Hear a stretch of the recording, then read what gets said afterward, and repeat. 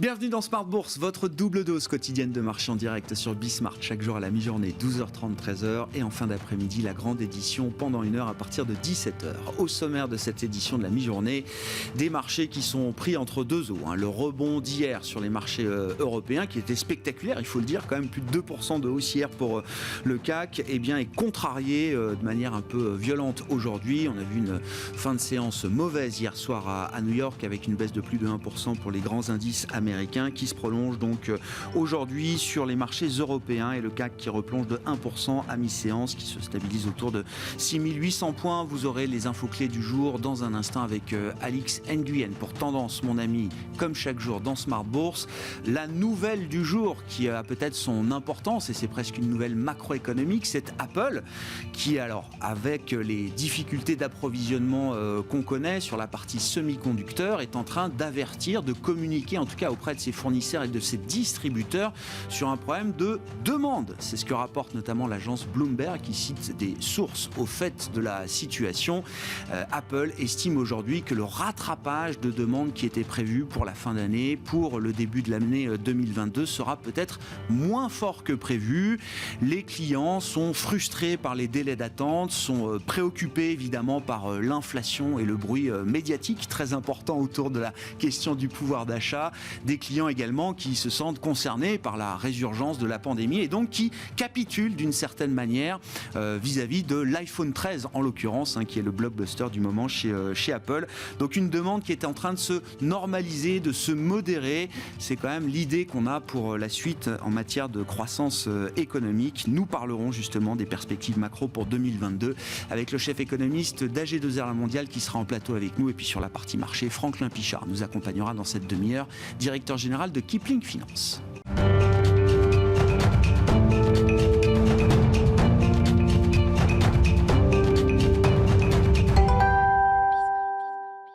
Des marchés qui sont un peu pris entre le marteau et l'enclume. Séance de baisse en cours sur les marchés européens. Les infos clés avec Alix Nguyen. De la volatilité à la mi-journée, la bourse de Paris repart à la baisse après un rebond de plus de 2% hier. Wall Street, pour sa part, rechuté sous l'effet d'annonce d'un premier cas de variant Omicron aux États-Unis, à l'instar du S&P 500 qui gagnait jusqu'à près de 2% en séance, stimulé par de bons indicateurs quant à l'emploi privé et l'activité manufacturière, avant de se retourner et d'accuser sa plus forte baisse en 2 jours depuis octobre 2020. Au-delà de la détection d'un premier cas d'infection, le président de la Fed a répété devant une commission de la Chambre des représentants que la Banque centrale devrait envisager d'accélérer le rythme de réduction de ses achats d'actifs et d'endiguer de ce fait une flambée des prix qui n'est désormais plus qualifiée de temporaire. Jérôme Powell a aussi indiqué que la Fed devait se préparer à l'éventualité que l'inflation n'amorce pas la décrue escomptée au second semestre 2022, annonce qui n'a pas laissé les marchés indifférents. Loretta Mester, la présidente de la Fed de Cleveland, s'est quant à elle déclarée favorable à une accélération du tapering, un sujet qu'on attend au cœur des échanges lors du comité de politique monétaire des 14 et 15 décembre. Un point vaccin, il semble à ce jour difficile d'évaluer la menace réelle que représente l'émergence du variant Omicron dans le monde. Les fabricants de vaccins eux-mêmes ne s'accordent pas quant à leur efficacité face aux nouveaux variants. L'OMS, de son côté, estime qu'il devrait protéger des formes graves.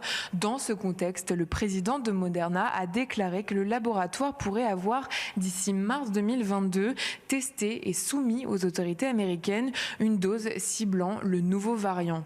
Sur le plan macroéconomique, on découvrait ce matin qu'en octobre 2021, le taux de chômage de la zone euro a poursuivi sa baisse, touchant 7,3% de la population active, après 7,4% en septembre et 7,5% en août. Et puis toujours en octobre et dans la zone euro, par rapport à septembre 2021, les prix à la production industrielle ont augmenté de 5,4% dans la zone euro. Et puis un focus valeur, plus forte baisse du CAC ST Micro Microelectronics chutait de près de 4% ce matin. À l'instar des autres fournisseurs d'Apple en Europe et en Asie, le groupe américain a prévenu ses fournisseurs que la demande pour l'iPhone 13 avait diminué. Hermès est en baisse. Le titre du cellier de luxe va intégrer l'indice Eurostoxx à compter du 20 décembre. Il remplacera Universal Music Group. Et puis Air France KLM recule. Le transporteur envisage de reporter son augmentation de capital en raison des restrictions de voyage imposées à travers le monde liées à la propagation du variant Omicron du coronavirus. Tendance, mon ami, chaque jour avec Alix Nguyen à 12h30 et 17h dans Smart Bourse sur Bismart.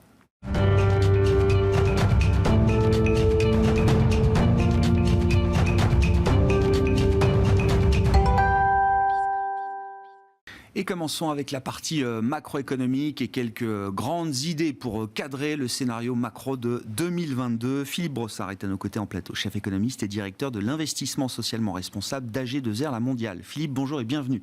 Bonjour. Ravi de vous retrouver. On a une grosse dizaine de minutes pour esquisser effectivement quelques points clés du scénario macro 2022. Qu'est-ce qu'il faut avoir en tête quand on réfléchit à la manière dont le cycle économique va se poursuivre l'an prochain, Philippe? Alors, il faut déjà avoir en tête que la rebond 2021 est absolument exceptionnelle. D'ailleurs, je pense qu'il n'est pas encore pleinement intégré dans les estimations de la croissance 2021 de pas mal d'institutions. Ça a été le scénario d'un rebond en V. Vous savez, on avait spéculé en 2020 si ça serait un rebond en U, on resterait longtemps au fond du trou, un peu comme après la crise financière, voire en L, on ne remonterait jamais. Là, on a eu un rebond en V très très spectaculaire et il a 6 à 9 mois d'avance. En début d'année, on disait, oula, mais avant qu'on revienne au niveau d'activité de fin 2019, et ça sera sans doute mi-2022. En vérité, aux États-Unis, on a retrouvé le niveau du PIB de 2019 dès le mois de juin et en France dès le mois de septembre. La zone euro a tout petit peu décalé en retard derrière la France, mais on est pratiquement également pour l'ensemble de la zone euro au niveau de 2019 avec 6 mois d'avance. Tout au long de cette reprise historique, on a sous-estimé la vigueur de la reprise. Oui, on l'a sous-estimée aussi peut-être parce qu'elle s'est faite de façon assez différente d'un trimestre à l'autre et d'une zone géographique à l'autre. Mais globalement, ça a été très bon finalement pour le PIB mondial. La Chine a rebondi très très vite dès l'année dernière. Ensuite, elle s'est un petit peu, elle a ralenti sur le premier semestre de 2021. Et puis les États-Unis ont pris le relais. Et puis l'Europe, les États-Unis, la Chine, à nouveau un peu ralenti au troisième trimestre. Mais là, l'Europe a accéléré. Donc, l'un dans l'autre, la croissance mondiale a eu des relais trimestre après trimestre sur une partie ou l'autre du monde. Mais globalement, c'est une reprise très impressionnante qui a surpris tout le monde, et y compris les producteurs. D'où ce qu'on entend aujourd'hui, il y a des pénuries un petit peu partout. Ouais. Oui. Je le rappelle à chaque fois, parce que l'appareil productif mondial n'a jamais été autant sollicité et tourne au taquet, pour dire les choses, Philippe. Oui, en partie parce que dans pas mal de secteurs, à commencer par l'énergie, les producteurs ont sous-estimé ce rebond de la demande et ont sous-investi. Les producteurs eux-mêmes aussi ont sous-commandé, on en a parlé pour les semi-conducteurs, c'était un des sujets. Ils n'ont pas vu la reprise de la demande et il faut commander longtemps à l'avance pour réserver son slot dans le processus de production mondiale. Ils ne l'ont pas fait, pas suffisamment, d'où les pénuries actuelles. Bon. Partant de ces enseignements, effectivement, de cette reprise historique qui aura marqué l'année 2021, comment est-ce que le cycle peut se prolonger désormais? Alors, avec l'effet d'acquis de la fin du deuxième semestre 2021, qui va être très bon, on n'a pas encore les chiffres pour le quatrième trimestre, mais tout indique qu'il est très bon, notamment aux États-Unis. Ça fait une moyenne annuelle 2022 qui va être encore très confortable, même si dans le courant de 2022, on va sans doute peu à peu revenir à la tendance, qui est d'une croissance de l'ordre de 2,5 aux États-Unis, 1,5, peut-être un peu plus en zone euro. Ça, c'est la tendance. Mais en moyenne annuelle, la moyenne annuelle 2022 va rester très bonne. Ouais. Et ça va se voir aussi sur le résultat des entreprises, qui va continuer à être un peu au-dessus du potentiel de progression des résultats. Donc il ne faut pas s'inquiéter de cette phase de normalisation, de modération telle qu'on l'anticipe. C'est-à-dire que il y a quand même... Elle est logique. Alors, des fois, je me dis, ça dépend, on regarde certains chiffres. Par exemple, aux États-Unis, je me dis que la croissance du consensus peut être un petit peu surestimée. Mais bon, on verra. Et comme le 4e trimestre s'annonce très très bon, peut-être finalement le consensus aura raison. Non, on va normaliser la croissance, mais aussi on va normaliser l'inflation. Donc je pense qu'on va... 2022 sera sans doute encore un peu difficile à lire et en matière de croissance et en matière d'inflation. Mais regardons plutôt 2023.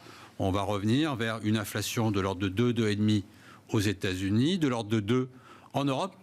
Ça, c'est plutôt bonne nouvelle. On était presque au bord de la déflation. Mais bien sûr. Avant la crise. C'était 1% d'inflation cœur sur le cycle précédent. On sera peut-être... Là, on va plutôt revenir vers 2. Oui, c'est ça. Peut-être qu'au-delà de l'aspect conjoncturel de ce rebond de l'inflation, il y a quelques aspects structurels qui vont faire une inflation un peu soutenue, nous sortant de cet risque, de cette trappe possible de la déflation à la japonaise.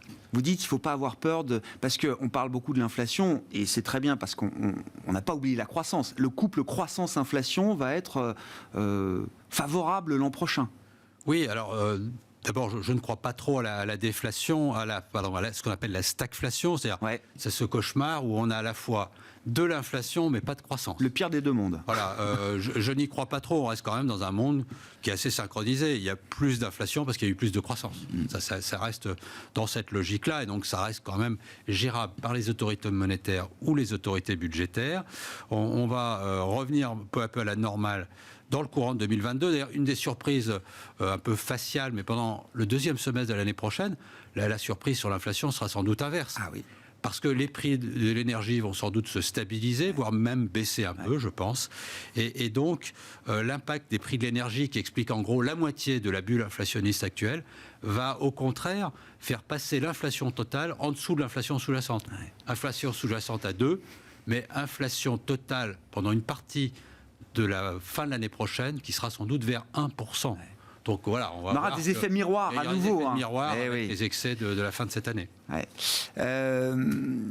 S'il faut intégrer l'idée d'une résurgence épidémique, c'est un peu le sujet de cette fin d'année, avec un scénario peut-être un peu sévère. Dans quelle mesure, là, ces projections, ces perspectives peuvent être fragilisées? Alors bon, difficile à dire quelle serait la sévérité de ce nouveau variant. Et pour l'instant, on n'a pas d'alerte rouge sur le sujet, même si certains pays ont commencé à refermer un peu les voyages internationaux. Quoi qu'il en soit, je crois que, ne serait-ce qu'au niveau macroéconomique, on a des amortisseurs. L'amortisseur majeur, c'est un excédent d'épargne qui était déjà significatif au plan mondial avant la crise, mais là qui est devenu énorme. Quand on regarde l'évolution du taux d'épargne ces derniers trimestres aux États-Unis, les Américains, en 18 mois, ont accumulé pratiquement l'équivalent de 2 ans de surépargne. Donc certes, il y aura sans doute des imprévus, des vents contraires en 2022, ne serait-ce que l'inflation qui est beaucoup plus rapide que les salaires. Alors on verra si les salaires suivent, mais pour l'instant, ils ne suivent pas, donc on a quand même un mini-choc sur le pouvoir d'achat. Mais pour absorber ce choc, aux États-Unis et en Europe, aux États-Unis, environ 2 ans de surépargne. En France, c'est peut-être plutôt environ 1 an, mais ça doit permettre d'absorber beaucoup de chocs, y compris un refermement temporaire des économies pour réagir à un nouveau variant. Un élément clé qu'il faut soulever avec vous, Philippe, c'est que la pandémie est une parenthèse dans notre monde en mutation, en transition énergétique et écologique. Cette transition, elle était déjà embryonnaire avant la crise pandémique. Elle s'accélère et donc elle va être une partie intégrante là, des perspectives 2022 et au-delà. Oui, alors peut-être ça a déjà commencé, mais un train peut en cacher un autre. Alors le très gros train de cette conjoncture Covid a un peu masqué toutes les évolutions sous-jacentes, mais j'ai quand même le sentiment que la transition énergétique, au fond, est plus rapide, a commencé plus vite qu'on ne l'a dit, en tous les cas du côté de l'offre. Les autorités publiques, y compris en Chine, et les grandes entreprises du secteur de l'énergie ont été plus sincère, plus rapide qu'on le dit souvent en matière de réduction de la production et des investissements sur les énergies fossiles. Et du coup, dans cette phase de reprise très aiguë qu'on vient d'évoquer, il manque de tout. Il manque surtout de charbon. Les Chinois l'ont remplacé par du gaz, mais aussi la capacité de production de gaz a été sans doute un peu freinée. Et il manque du gaz au plan mondial. Ça tombait mal puisque l'éolien n'a pas été très abondant cet été au Royaume-Uni, par exemple, et les stocks européens, notamment au Royaume-Uni, sont partis d'un niveau très bas au début de l'automne, et quand il a fallu racheter du gaz, il était très cher. Donc, il y a vraiment une transition énergétique qui est assez rapide au niveau des producteurs, et là, ça pose une question disons, de ces 2-3 prochaines années. Il s'agirait maintenant que la transition énergétique de réduction des hydrocarbures et du charbon, eh bien, elles se produisent aussi au niveau de la demande. C'est là que les choses sont un peu en retard. L'offre est en avance dans la transition et la demande est en retard. Et pour vous, la clé, c'est quoi? Est-ce que c'est le prix, justement, qui fait que la demande, le comportement de la demande va évoluer? Parce que... Oui, le prix peut aider, mais il y a un moment quand même un peu incompressible. Quand il va faire plus froid cet hiver, on aura quand même besoin du gaz. Donc, il faut... l'autre pan, c'est des économies sur le moyen terme d'énergie, et en particulier par l'isolation et la moindre consommation dans le transport. L'efficacité énergétique, on ne doit pas oublier dans l'équation de la transition énergétique. Elle a bien commencé du côté de la réduction de l'offre. Il faut immédiatement que l'efficacité énergétique suive. Pour conclure, si on dit un mot des grandes idées directrices d'une stratégie d'allocation d'actifs là, pour la suite, Philippe, qu'est-ce qui guide pour vous une stratégie d'allocation? Pour l'instant, on reste dans une phase de montée des taux d'intérêt, donc ça dépend des pays, mais les taux d'intérêt monétaires vont devenir un petit peu plus attractifs. Pareil, il faudra quand même attendre 2-3 ans pour ça. Aux États-Unis, on sera peut-être à 2,5% sur le monétaire dans 3 ans. Et puis, monter des taux d'intérêt sur la partie obligataire, ça veut dire des moins-values pour les véhicules qui sont en valeur de marché. Donc le rendement des véhicules de taux d'intérêt va être négatif ou nul pendant encore plusieurs années, je pense. Du coup, les autres classes d'actifs, certes, qui ont une volatilité très supérieure au monétaire, voire à l'obligataire, que sont les actions et l'immobilier, même si ils ont beaucoup monté, ou l'immobilier s'est beaucoup mieux tenu que prévu pendant cette crise, eh bien, ils continueront, je pense, d'avoir un énorme attrait pour les épargnants, surtout dans une inflation qui redevient un peu plus substantielle. Pour battre les 2% d'inflation avec un produit de taux d'intérêt, ça va être très difficile. Donc, dans une allocation d'actifs, enfin, en tous les cas, quand on a un peu le temps devant soi, un horizon de moyen à long terme, il va falloir une bonne dose d'actions et une bonne dose d'immobilier, sans doute. Merci beaucoup Philippe pour votre éclairage sur le schéma macro et quelques grandes idées en matière de stratégie d'allocation d'actifs pour 2022. Philippe Brossard qui était avec nous, chef économiste et directeur de l'investissement socialement responsable d'AG2R La Mondiale.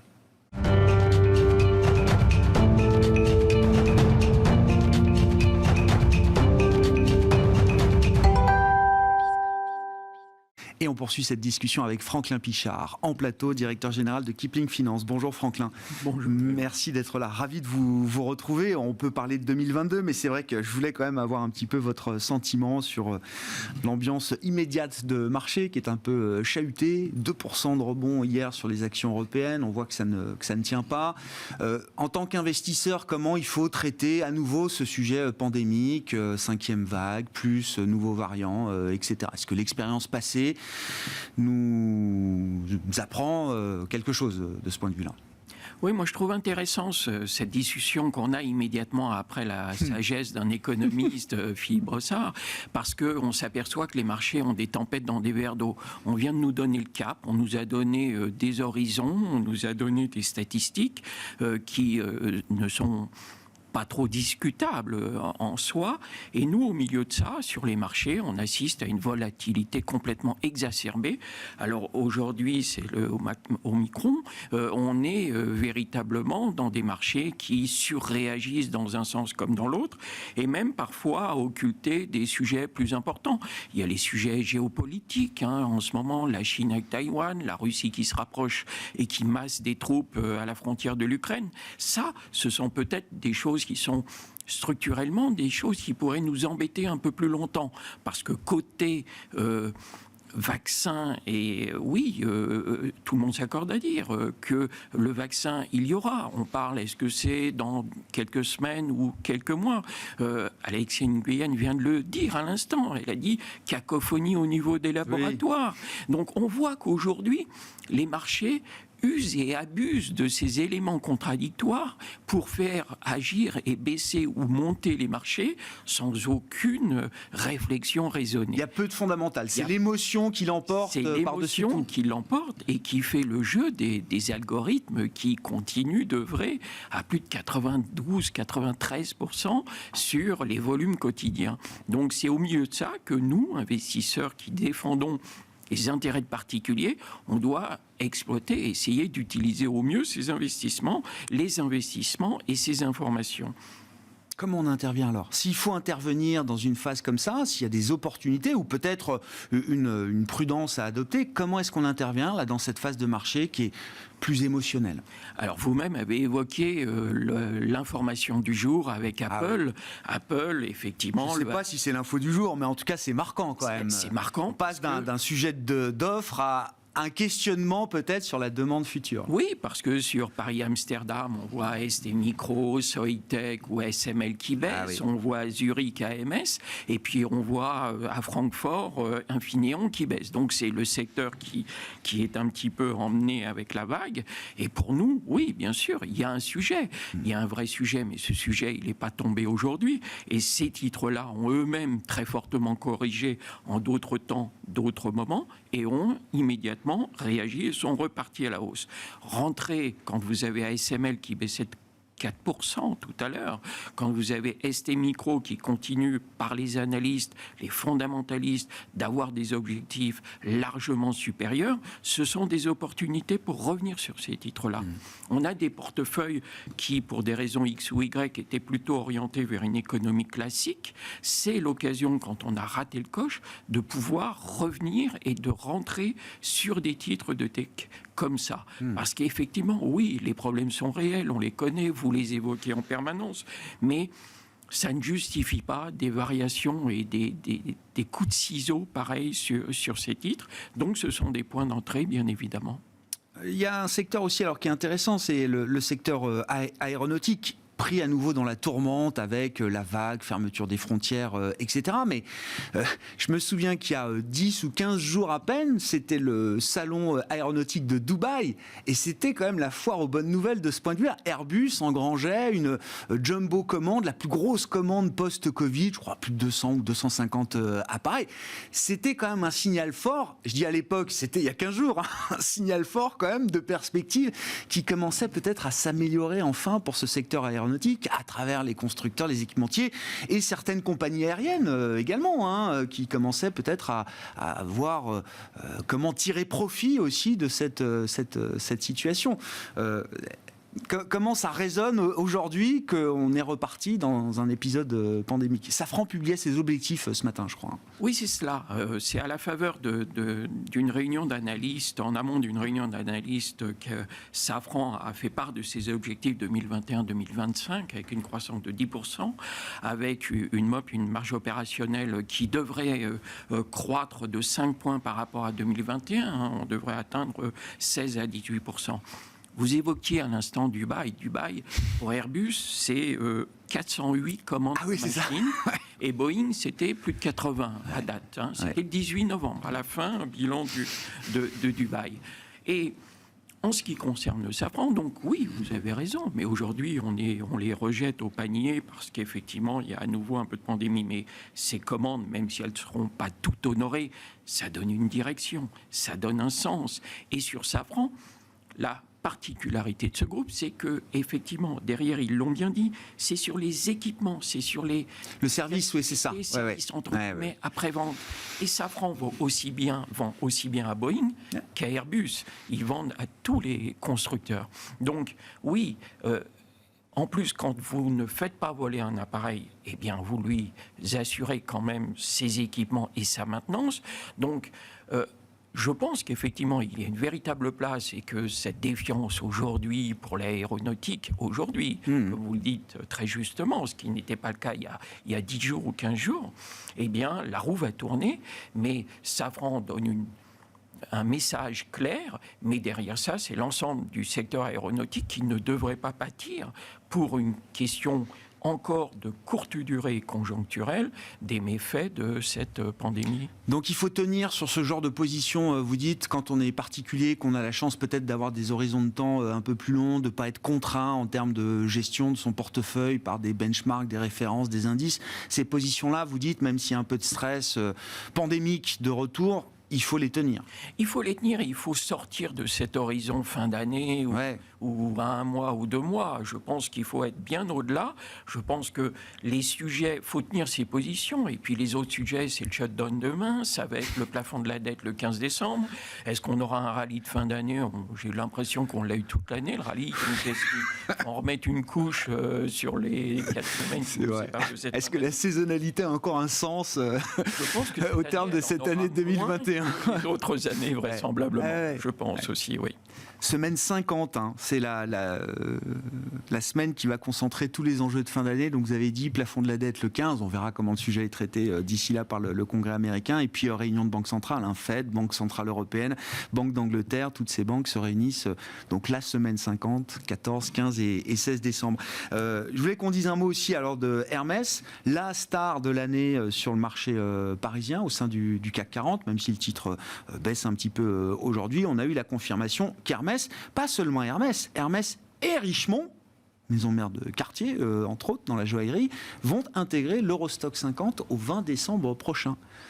Il y a déjà LVMH, j'imagine, Kering sans doute, j'ai pas vérifié toutes les composantes, mais ça, on va avoir un poids du luxe. Enfin, l'Eurostock 50 va ressembler de plus en plus au CAC 40 et aux Champs-Élysées, dit Philippe Brossard. Et aux surpondérations du luxe. À la place Vendôme et aux Champs-Élysées. Ça devient un driver des marchés. JP Morgan l'avait indiqué il y a 1 mois environ que Hermès allait rentrer et le titre s'était envolé. C'est grâce à ça qu'il avait connu son dernier beau parcours boursier. Les investisseurs vendent la nouvelle aujourd'hui, c'est un grand classique en bourse, mais en revanche pour Richemont c'est un peu une consécration parce que Richemont a eu des passages plus compliqués qu'Hermès, c'est le moins qu'on puisse dire, et là je trouve que c'est vraiment un bel excécite pour Richemont, mais là où aussi on salue le luxe et les marques de Richemont, dont Cartier, donc c'est vrai que c'est un beau dossier aussi. Et Hermès, quand on en a et qu'on a bien profité, on garde, on dort dessus. Hermès, on dort dessus. Ouais. On dort dessus. On je sais garde. pas. On serre son sac très fort. Je demande parce que c'est la valeur la plus chère du CAC. Moi, ce qui me frappe, on fera le bilan de cette année dans quelques semaines, mais si on prend les performances à date sur le CAC 40 depuis le 1er janvier, on trouve Hermès en tête, plus de 86%. C'est ça. Et puis vient très vite derrière un titre comme Société Générale. Oui. C'est vraiment 2 valeurs polaires, quoi. Oui, complètement. Et oui, mais c'est c'est le reflet. Non, dans l'histoire bien sûr, mais sur cette année 2021, je trouve que c'est assez emblématique de ce grand écart permanent des investisseurs. C'est vrai, mais en même temps, si on se replace en début 2021, on remettait une place pour les bancaires. Bien sûr. Et le luxe, on le gardait malgré le parcours passé. Et donc les 2 valeurs, effectivement, illustrent ces choix de début d'année et les amplifient effectivement largement. Merci beaucoup. Merci à vous deux. Franklin Pichard, donc, qui était avec nous, directeur général de Kipling Finance, tous les 15 jours, le jeudi, dans Smart Bourse. Et Philippe Brossard, je le rappelle, chef économiste et directeur de l'ISR d'AG2R, la mondiale, pour cette demi-heure de Smart Bourse à la mi-journée. On se retrouve ce soir en direct à 17h sur Bismart.